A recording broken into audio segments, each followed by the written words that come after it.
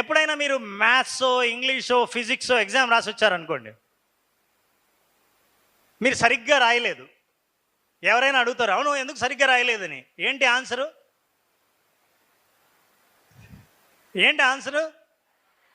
Paper tough కదా. ఈ paper tough అనుకున్న వాళ్ళు ఏం చేస్తారంటే, వెంటనే పేపర్ టఫ్ అని అంటున్న వాళ్ళ కోసం వెతుకుతారు.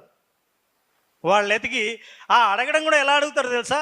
అవును ఫిజిక్స్ టఫ్ కదా అని అంటారు. అంటే వాళ్ళు టఫ్ అనక తప్పదు.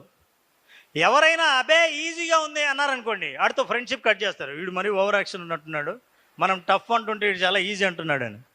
సో అలా టఫ్ టఫ్ టఫ్ అన్న వాళ్ళందరినీ ఒక అసోసియేషన్ ఏర్పాటు చేస్తారు. ఒక చిన్న క్లబ్ తయారవుతుంది. వీళ్ళందరూ అంటే ఎందుకు చదవలేదంటే మన తప్పు కాదు.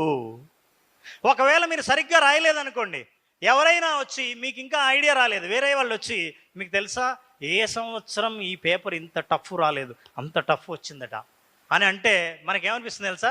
అయితే నా తప్పు కాదన్నమాట. నేను ఇంకా చదవక్కర్లేదు, ట్యూషన్కి వెళ్ళక్కర్లేదు, ట్రై చేయక్కర్లేదు, ఇంకా కష్టపడాల్సిన అవసరం లేదు. తప్పు నాది కాదు, పేపర్ దిద్దిన వాడిది. ఇక మన జీవితంలో మనకు తెలియదు ఎన్ని రకాల బ్లేమింగ్స్ ఉంటాయో. మనం ఎదక్కపోవడానికి, మార్కులు పెరక్కపోవడానికి, జీవితంలో పైకి రాకపోవడానికి, అనుకున్నది సాధించకపోవడానికి, లక్ష్యమే లేకపోవడానికి మనం కారణం కాదు. మనం కాకుండా ఈ ప్రపంచంలో చాలా కారణాలు ఉన్నాయి. కొంతమంది గవర్నమెంట్ని తిడతారు, కొంతమంది ముఖ్యమంత్రి ప్రధానమంత్రిని తిడతారు, కొంతమంది దేవుణ్ణి తిడతారు, కొంతమంది జీవితాన్ని తిడతారు, ఇంకా కొంతమంది నిలదీస్తారు. అమ్మా నాన్నలు మీరు నన్ను సరిగ్గా పెంచకపోతే నన్ను ఎవరు పుట్టించమన్నారు అని.